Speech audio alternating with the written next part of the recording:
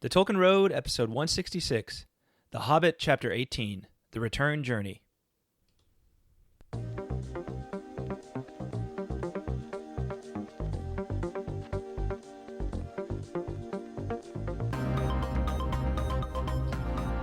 Welcome into The Tolkien Road, Episode 166, The Hobbit, Chapter 18, The Return Journey.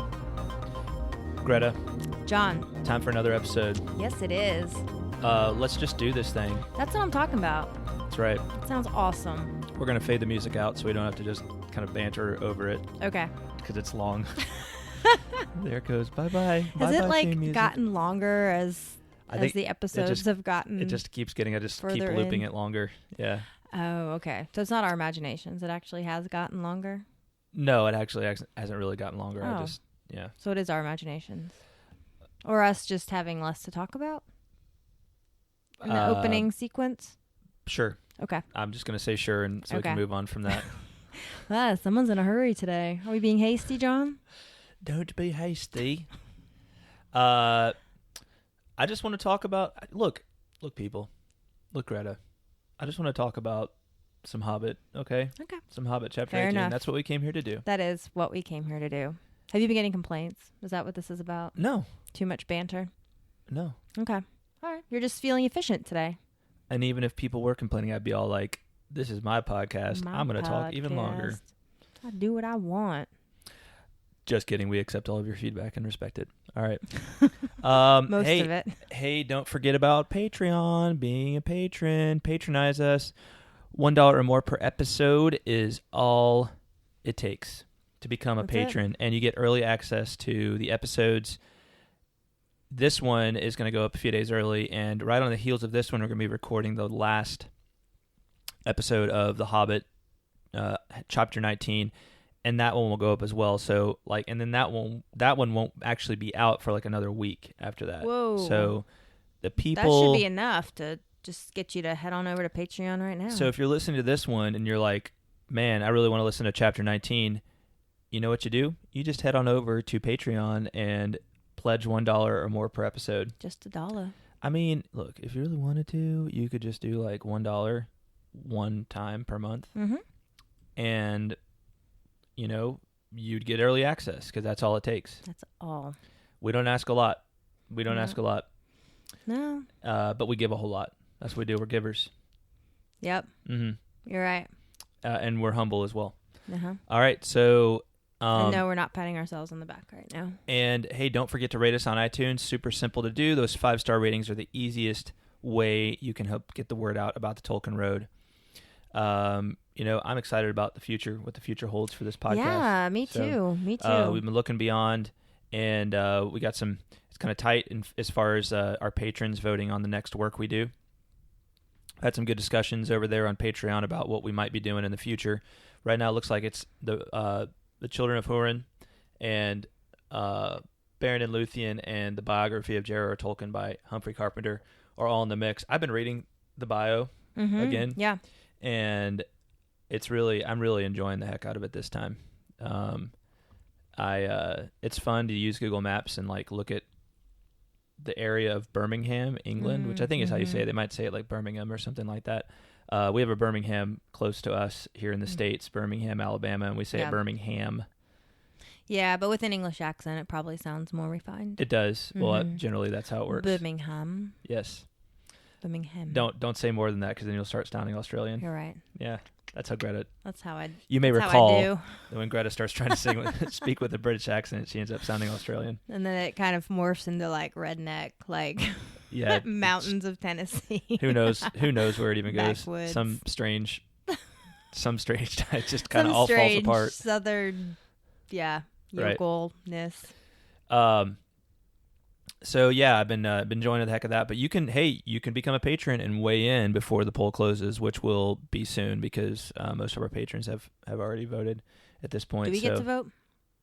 We do get to vote. I mean, okay. Of course, there's only one vote. The poll is not binding, but I think at this point I'm starting to hear a signal coming through. But I think we're going to do probably a short bit of.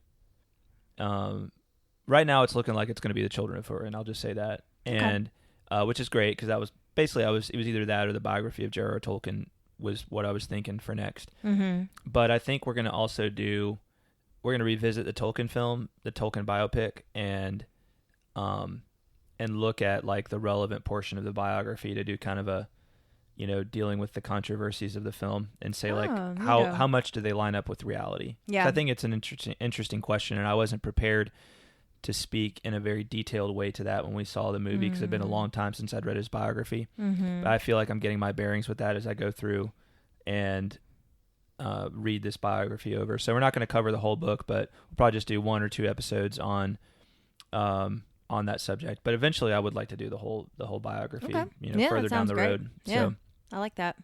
But hey, you can also just shoot us an email if you've got some thoughts on what you'd like to see us do. We're always open to ideas from any of our listeners. Mm-hmm. So, you may be sitting on that great idea that I just haven't heard yet. Mm-hmm.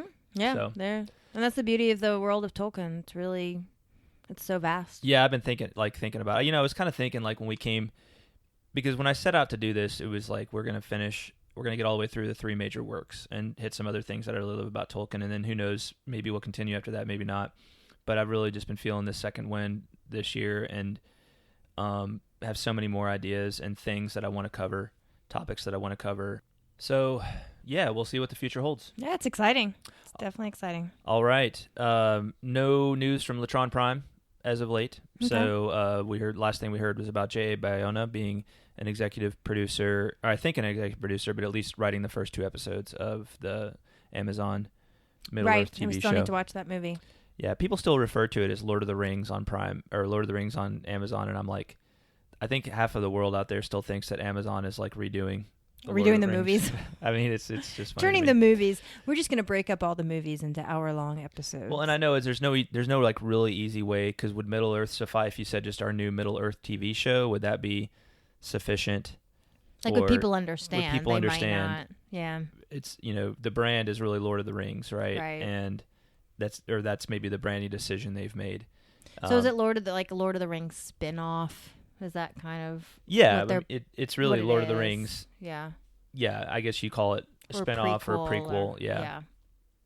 Even really prequel, it's not really, because it takes place so much longer before. Right. Anyway. So it's more inspired by. Yeah. Yeah. All right. Well, chapter 18 of The Hobbit. So the return journey. So when last we left off with Bilbo, he had gotten bonked on the head. Yeah, and he'd been concussed. And then it was like curtains, right? Mm-hmm. Down. Yep. Darkness, right? Mm-hmm. So beginning of chapter 18, he awakens, right? He awakens and he's kind of like trying to get oriented where, what's going on. It's very peaceful, very quiet where he is. And, he's not really sure what in the world is going on. And he sits up and kind of starts thinking that he remembers the eagles coming, and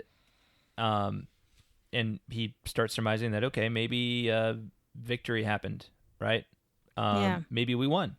But he's all alone. Yeah, when he wakes up, and he still feels kind of gloomy. He feels like there's sorrow in the air.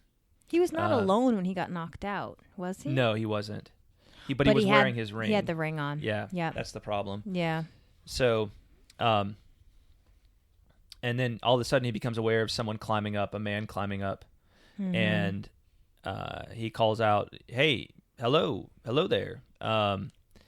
And then the man is like, "I hear a voice, but I don't see anybody." Right? And that's when Bilbo realizes he has the ring on. Yeah. So he takes the ring off, and it turns out this man had been sent to actually look for him for the last time. So it's a good thing he woke up now. Yeah, it was. Yeah, because they wouldn't have found him otherwise. Right. The ring on. I mean, I suppose that Bilbo he could have tripped over him, maybe. Bilbo would have found his way back eventually to somebody, right? He's there. He's not too far from, from the entrance to the Lonely Mountain at this point. So, true.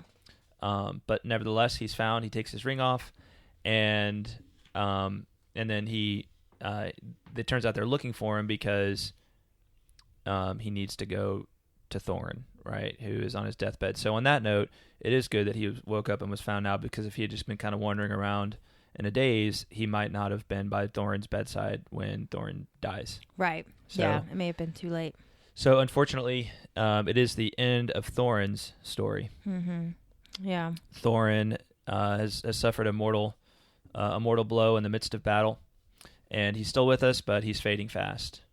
So we also learned that Fili and Kili had already died defending Thorin because he's of course, their uncle. Right. So Bilbo is able to make it to Thorin's bedside as he's dying, and what's good is that they're able to really reconcile. Yes. Yeah, I think Thorin dies a good death here. Yeah. Thorin's word to Bilbo: "Farewell, good thief. I go now to the halls of waiting to sit beside my fathers until the world is renewed. Since I leave now all gold and silver and go where it is of little worth, I wish to part in friendship from you, and I would take back my words and deeds at the gate." Bilbo's response is, "Farewell, king under the mountain. This is a bitter adventure, if it must end so, and not a mountain of gold can amend it. Yet I am glad that I have shared in your perils. That has been more than any Baggins deserves." And Thorin says, "No, there is more in you of good than you know, child of the friendly West. Some courage and some wisdom blended in measure. If more of us valued food and cheer and song above hoarded gold, it would be a merrier world. But sad or merry, I must leave it now. Farewell." That is very true. Yeah. If we just valued food and cheer and song above hoarded gold, the world would be a much better place. Yeah. That's for sure. Things are really put in perspective for Thorin here. Yeah, most definitely. So, Thorin realizes that, hey, all this gold that I was so obsessed over, and he doesn't explicitly mention the Arkenstone, but, you have to assume that's in there as well. Like, what in the world why was I so obsessed with these things, when these other things are really, maybe what's more important, right? The friendship of this thief, right? This good thief that, that helped me, right? Yeah. That was a loyal friend to me. Absolutely. It's interesting. So I hadn't thought of this until just now, but I realized he calls him good thief, right? Which of course, the good thief on the cross. I wonder if like it's almost like an allusion to the good thief on the cross. So for those of you who don't know that allusion or that reference, there's two thieves in the Gospels that die. That there's of course three crosses, and Jesus is three kind of crucifixions in the center, right? Yeah. And then there's two other men being crucified at the same time, and one is traditionally thought of as the good thief, right? And because he's the one that basically is like, one of the thieves is like, oh, Jesus, if you're who you say you are, then why don't you show it right now, right? And so get us all off these crosses. He's kind of like joining the mockery of Jesus, and the other thief is like, basically, defends Jesus and says, this is a good man, like basically kind of like, you and I deserve this, but this man does not. And he says, and he basically prays to Jesus. He says, Lord, remember when you come into your kingdom, right? And Jesus assures him, today you will be with me in paradise, right? Yeah. So, interesting. I hadn't really thought I of had that not as being, picked up on that either. It's not necessarily a strong allusion, but it is a moment of death for Thorin, it is, and he does call him good thief. So that's if you kind of think about like dying on someone's good side or bad side, it's clear that Bilbo, is dying on his good side, or Thorin is dying. Bilbo is on Thorin's death is on Thorin's good side. So, but maybe it should be the other way around. Maybe Bilbo should, because Bilbo wasn't ever really wronged by Thorin. So. True. Yeah, so it's interesting. It's kind of interesting thing to ponder. And also, I'm wondering when he says, and Thorin says, I go now to the halls of waiting to sit beside my fathers until the world is renewed. So I guess the dwarves, like, is this kind of like, I don't know. I really don't want to get too Catholic, but it sounds to me like it's a bit like a purgatorial type of allusion here. Halls of waiting. To the halls of my fathers, halls of waiting. Halls of waiting. Yeah, there's an interesting note in in the Annotated Hobbit, and I meant to thank you for bringing that up because I did want to talk about. There's an interesting note in chapter 18 of the Annotated Hobbit on dwarf eschatology, and here's what it says. Actually, it's a little bit back here. Eschatology, the study of last things, basically. Last things, okay. So here's what it says. This is on page 348 of the Annotated Hobbit. In Tolkien's Eschatology of Middle-earth, itself a complex and changing conception, the spirits of dead elves go to a place of waiting, where they remain until the end of the world. Right? We talked about that a lot. You said elves. Elves. We talked about that a lot in the Silmarillion, right? Yes. The Halls of Mondos. Right. For their fates are bound with that of the world. The spirits of dead men go also to that place of waiting, where they are released from the bondage of the world to an unknown destiny. This special fate was the gift of God, Iluvatar, to men. The fate of dwarves after death remained for Tolkien an especially uncertain thing. Thorin's comment, echoing the dwarves' own beliefs, is not easily reconciled with other statements in the writings of J.R.R. Tolkien. So it's very unclear what happens to dwarves when they die in Tolkien stories. That's essentially the point there. But it sounds like Thorin here. Thorin's comment, of course, is, "I go now to the halls of waiting to sit beside my fathers until the world is renewed." So two things there. I think two things especially of note. The halls of waiting is the destination, right, for the soul of a dwarf when it dies, right? Well, also the elves and men too, right? Isn't that what that note said? Well, but it doesn't call it the halls of Mondo, so I don't know what that is. Oh, I see what you're saying. Okay. Particularly, and I actually have to take issue with that note from The Hobbit because I don't think there's anywhere. I'm not sure that men go to the halls of Mondos to be released from their to any place of waiting. Like men's ultimate fate in Tolkien's conception of the eschatology of Middle-earth is very clouded in mystery as well. Elves are the only ones we really have a solid feel for, right? They go to the halls of Mondos. Right. Men, it's darkness, right? Like no one really knows. But the other part of that is the until the world is renewed part. And so we know from aspects of the Silmarillion that there is this like renewal of the world, the second music of the Ainur that all of history points towards, right? Yeah. So like the second coming of Christ. Yeah, exactly, right. And so when you put it all together and you realize that Tolkien's intent that this is a mythological prehistory of our own world, then you can really start to see kind of the overlap that maybe this thing they're referring to is what we now know as, right, the second coming of Christ, right?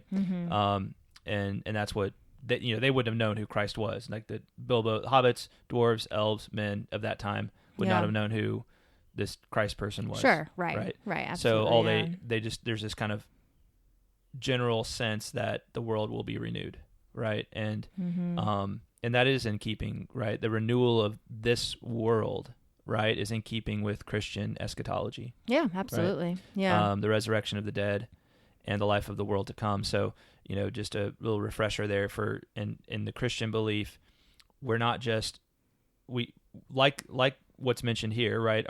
Our souls leave our bodies at death, right? The two are parted, but in the final thing, right? The very final thing, the renewal of all things, the soul comes together with the body again in a renewed body, a right? glorified, not a zombie body, but yeah. a renewed body, a glorified body. So yeah. So maybe that's what Tolkien intends Thorin to be alluding to here. Could be, yeah. And I wonder too if the because doesn't that note in the Annotated Hobbit said that Thorin's comment here is hard to reconcile, right, with other.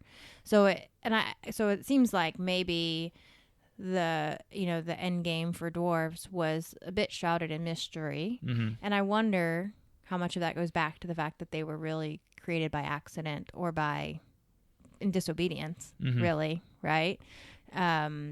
Right. So anyway, I just wonder how much of that plays the part that they weren't actually they weren't originally part of Iluvatar's plan for creation.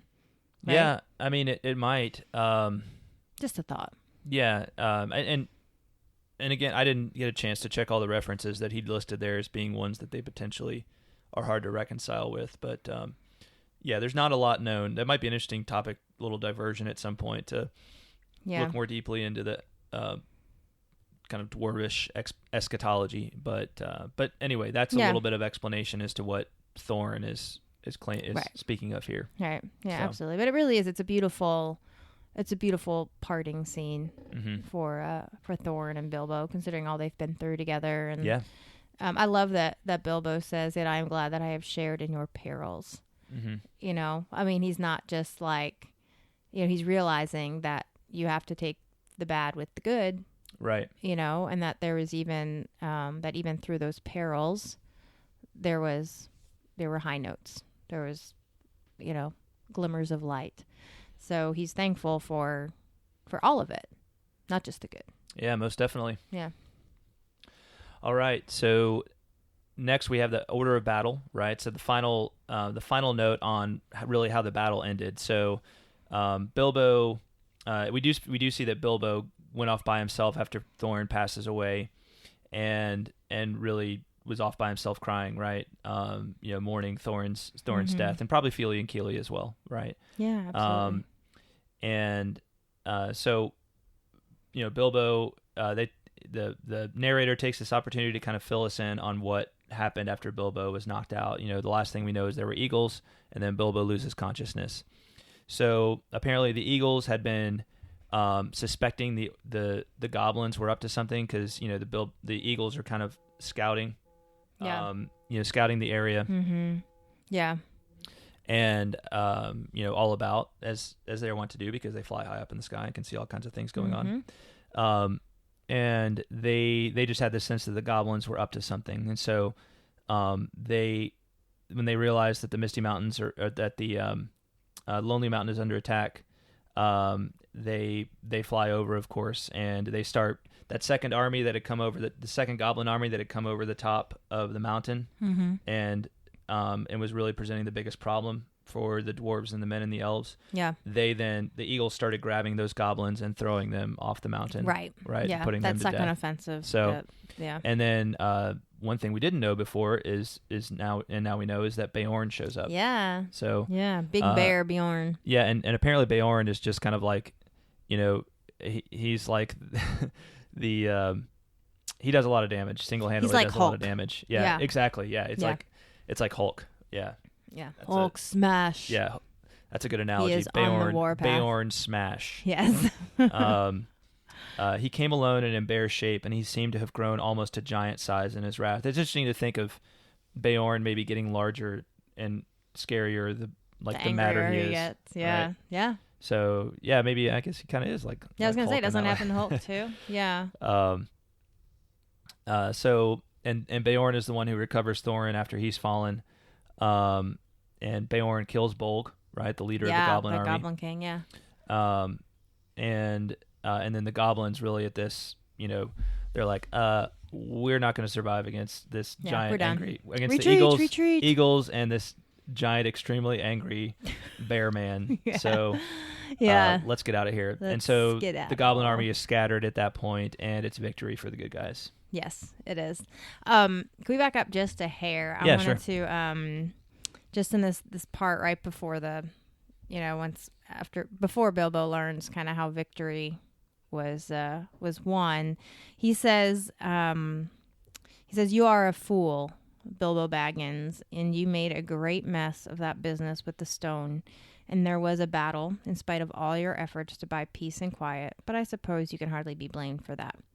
I felt like he was being a little too hard on himself here. Yeah. I mean, he really did do his best, and that battle was going to happen regardless because of the goblins attacking, right? Yeah, which I think he realizes at the end. But, you know, I think he accuses himself of having made a great mess with the business with the stone, and I don't see that. I think he did the best he could, given the circumstances. I mean, what else could he have done? He's also mourning and exhausted. He is. Right? That's true. I know he's probably not in the best state of mind. You know how it is when you're tired. Oh, and everything's worse when you're tired and hungry. Exactly. So my mom always says. And you know Bilbo is hungry right now. I mean, come on. Oh my gosh, he's got to be starving. He probably has a really bad headache too. He hasn't had a decent meal since probably Lake Town, right? Yeah, it's been a while. Yeah. Mm-hmm. If even that, right? But I just wanted to say, Bilbo, I think you're a rock star, and don't be so hard on yourself. Well, that's nice. I'm ssure that boosts Bilbo's self-esteem. I hope so. Yeah. That's my intent. Yeah. So the eagles essentially went off after the goblins were scattered. The eagles kind of went on cleanup duty. Some of them go on cleanup duty trying to get any goblins that are fleeing, and then the rest of them just go back to their homes because that's what eagles do. They're not going to hang out and party with you. And then we see that Thorin is laid to rest. So he is laid to rest with the Arkenstone upon his breast. Dain puts it there. Yeah. I'm sorry, Bard laid the Arkenstone there because Bard was the one who had received the Arkenstone. Oh, right. Yeah, he still had it. Yep. So that's a nice touch. Thorin at least gets to gets to sleep with the Arkenstone and put the Arkenstone away so that it doesn't cause any more problems. Exactly. So it serves a twofold purpose here. Right. Win-win. Right. Yeah. And then the sword, the Elven King laid. Or Christ, which serves as a protection. Yeah. Right, because it gleams whenever danger draws nigh. Yes, right. Which is very cool. And Dain becomes the king. The king under the mountain. Which is appropriate. Yeah. Yeah. It totally is. So all hail King Dain. Yes. And then of course, so the arrangements, the whole 1/14th to each member of the party is kind of weird now because Thorin, Fili, and Kili are all dead. Bilbo renounced his, and so there's 10 left. And right. And Dain really, I'll say, like, I didn't completely understand like Dain's logic here of the old agreements cannot stand as far as the treasure goes. I mean, I understand, but like, I'm not necessarily taking huge issue with it because nobody seems too upset about that. But like, why can old agreements not stand in terms of the treasure? Well, he says since so many have a claim to its winning and defense. Mm-hmm. So I guess maybe the agreements were made under the assumption that it was really just going to be mainly those 14 people defending, right? Yeah. But finding the treasure. Or finding the treasure, but then also defending it. Yeah. Right? But then like they have many other people to thank in helping them retain their hoard. Yeah, and that gets back to Bard's point about like I was the one that killed the dragon. Right. And the dragon would have come back and eaten you all if he had found you with this treasure. So right. And then you have to think about Dain and all of the people, all the dwarves he brought to help fight. And then, of course, there's Gandalf and there's the Eagles and there's Beorn. Not that they want any of it, but I think things are just different now. Yeah. Everything it didn't go according to plan. Right. So you got to roll with the punches. Okay. Yeah, that makes sense. I can deal with that. And also there's also, but I mean, true, there's also only 10 of them left, right? 10 of the original 14. Right. And or 11, I guess. 11, but Bilbo already renounced dwarves. his, even though Dain says, That's I would give you true. most, right? I would reward you most richly of all, Bilbo. And Bilbo's kind of like, it's okay. I'm good. I can't take all this home with me anyway. But the good news is that Bard does receive 1/14 of everything and is able to use that for the help of the Lake Town and his own followers and friends. And so that's going to help in the reestablishment of Dale and helping to rebuild and repair Lake Town. So Bilbo does end up taking a little bit of gold with him. He takes 2 small chests, one filled with silver and the other with gold. And that's about as much as a strong pony can carry. So, that's pretty good. That's a pretty good haul. That's going to be pretty good. I'd take it. Yeah. I would take it. Yes. And now it's time for goodbyes, right? Farewell to Balin, Dwalin, Dori, Nori, Ori, Oin, Gloin, Bifur, Bofer, and Bomber. And then rest in peace to Thorin, Fili, and Kili. And Balin says goodbye and says, if ever you visit us again, when our halls are made fair once more, then the feast shall indeed be splendid. Bilbo says, if you're ever passing my way, don't wait to knock. Tea is at 4, but any of you are welcome at any time. So kind of a nod to the initial meeting, right? Yeah. Now I know who you are, so I'm not as weirded out by you just bursting in. Bursting in. Yeah. So we find out that things are, all in all in the land now, things are kind of happy. They're on the up and up. They've been cleansed, right? Purified. The dragon's dead. The goblin's overthrown, and everybody's looking forward to to a spring of joy after winter. Yep. Yeah. Even though winter is on the way.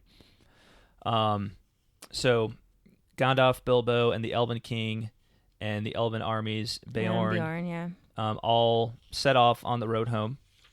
And the Elven King isn't with them for very long, but Bilbo does give to Thranduil a necklace, right? A necklace of silver and pearls that Dain had given him at their parting. And I thought that was interesting. Yeah. I was like, well, why? Why would he give that away? And even Bilbo himself doesn't really seem to know. He just says maybe for your hospitality. I think he feels bad about like the fact that he was in his home and was basically a burglar and an unwelcome guest in his home and was a burglar and everything. And says he ate a bunch of his bread and drank a bunch of his wine. Oh, that's right. When he was walking around invisible. Yeah. Yeah. So I think he still feels a little bit bad about that, even though he was trying to do the right thing. Like he still felt a little bit bad about that. He feels like he is, debt to pay. Yeah, Bilbo. That's just the nature of Bilbo is. I mean, he's a polite person, and even when he does things because he has to, he still feels kind of bad. About it.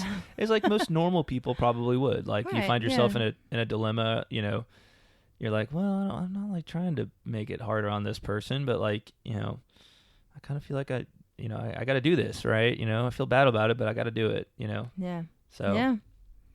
That's good. It's good to make amends. It is. Yeah. So. This was funny. Yeah. Real go quick. ahead. The Elf King says to him, I will take your gift, O Bilbo the Magnificent, and I name you elf friend and blessed. May your shadow never grow less, or stealing would be too easy. Because that's all that can be seen of him when he's invisible, right? That's right. His shadow. So I thought that was pretty funny. Most definitely. All these little, love the little. That's one of my favorite things about this book is the little, when they speak in this high language, but then there's a little subtle dig somehow. Yes. It's very clever. Yeah. So they part ways with the Elven King at the eastern edge of Mirkwood, because Beorn and Gandalf and Bilbo don't want to go through Mirkwood. They want to go the northern route. Can't blame them. But they didn't go that way on coming because of all the bad stuff. The goblins. Right. But now that the goblins are gone. Right. Now the goblins are gone, and plus they have Beorn with them. So it's kind of why not? And you can see this if you look at the map in the book, the map of Wilderland in the back of The Hobbit.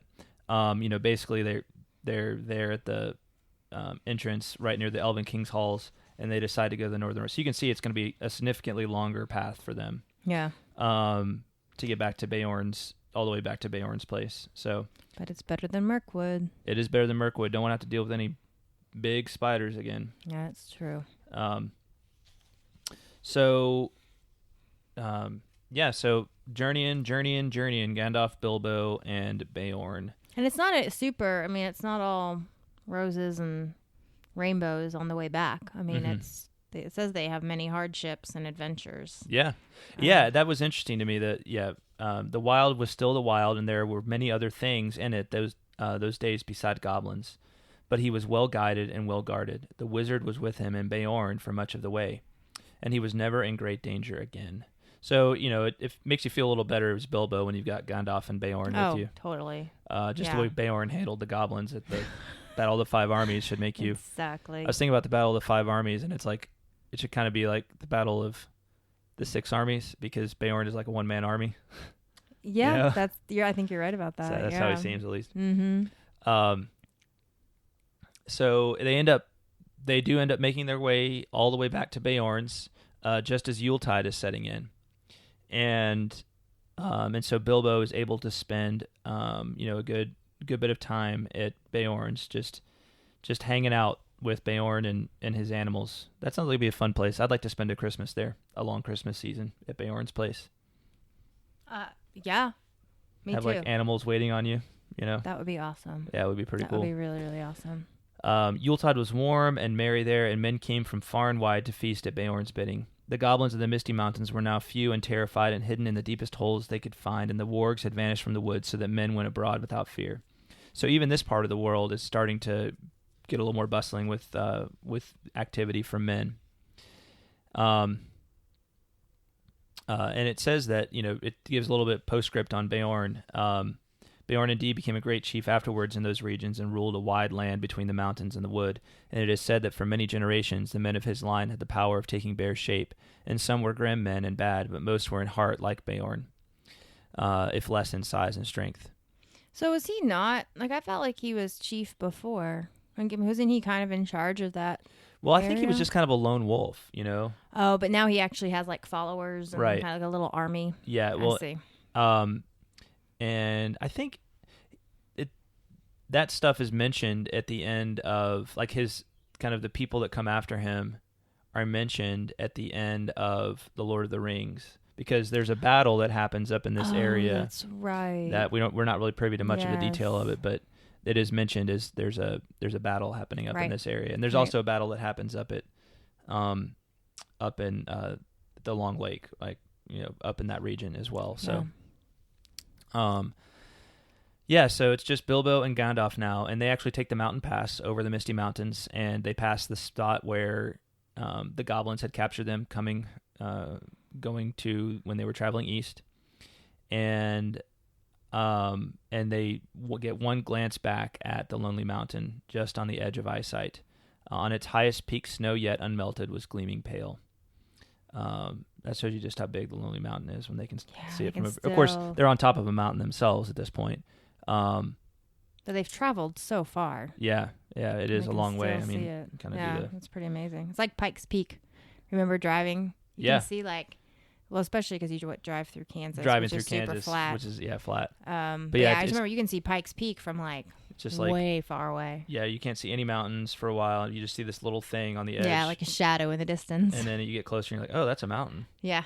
And then finally you start seeing all the rest of the mountains. But yeah, Pikes Peak sticks up. Yeah, you can spy it from pretty far away. Yeah, definitely. All right. Bilbo makes it, they get to the mountain pass, and Bilbo says, so comes snow after fire, and even dragons have their ending. I wish now only to be in my own armchair. So there you go. I feel that way many days. I do too. Mm-hmm. Most days. Alrighty. Want to do some haiku? Yeah. Okay. Let's do it. I was concerned that you were going to say no. No, I was, yeah. I was going to say yes. Because it's haiku.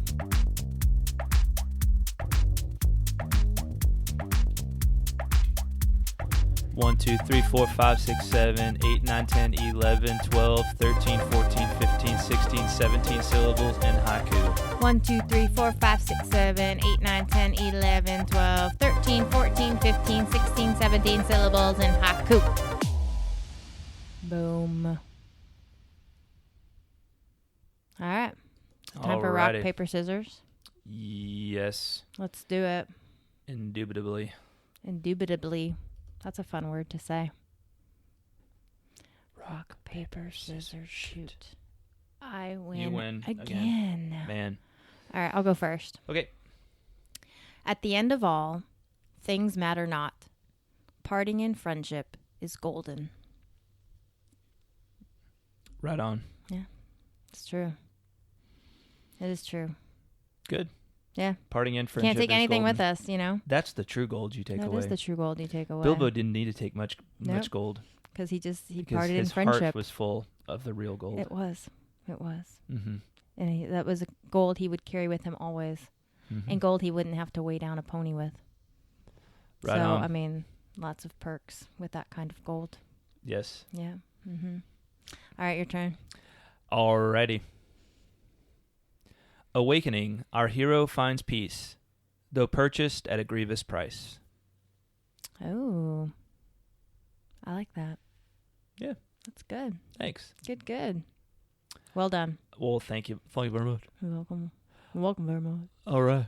We're really bad Elvis impersonators, too. So we're recording this pretty soon after our last episode, so not a whole lot of correspondence to deal with. We do have a couple of notes I need to follow up on. But we are not really doing much correspondence on this episode. Okay. So that's fine with me. So that's about it. That's all we have, folks. All right, I guess that's a wrap. Yeah, a little bit shorter on the episode this week. Yeah, it's nice but to throw a short one in now and then. We're getting to the end, right? Right. This is the denouement. This is truly the denouement now, right? It's actually kind of impressive that I think that this episode ended up as long as it did. Yeah. Because I didn't think we were going to have as much to talk about, but we made it work. We find things to talk about. We do find things to talk about. That's what we do. That's why people love us. Mm-hmm. Yes. That's why these people love us. Whether or not they're relevant. That's why these people love us. Seen. Yes. Oh, yes. Would you stop interrupting me, please? Yeah, I will. Sorry. I was just trying to find things to talk about. That's why these people love us. AKA our patrons. Al Taylor. Andrew Herbert. Andrew Thomas. Asia Vanier. I actually think I'm saying... So I need to say something about Asia's name. I think... And she hasn't corrected me, but... I think it's actually Vayner because I looked at her name again in Patreon, and I think I spelled it wrong in my notes, so I think I've been saying it wrong this whole time. Oh. But Asia, if you can let me know if I'm what the right way to say your last name is, and sorry for many mispronunciations in the past. So Asia Vayner. Yeah. All right. Bethany Engler. Brendan Corkery. Brian Orr. Kat Lane. Chris Loftus. Chuck Farnung. Daniel Delaney. David Bigwood. David Dickinson. Emilio Perea. Eric Bissett. Hunter Johns. Ish of the Hammer. James Applegate. James Lindberg. Joe Towns. John Rice. Josh Sosa. Lawrence McGowan. Margaret Lyon. Matt Scarrance. Robert Franks. Sarah Murphy. Shannon Stockbridge. Teresa Colangelo. Travis Lawheed. Ty Miller. Dr. William Hutton. And Zeke Farmer. Thank you all. Thank you, guys. You rock. Y'all are the best.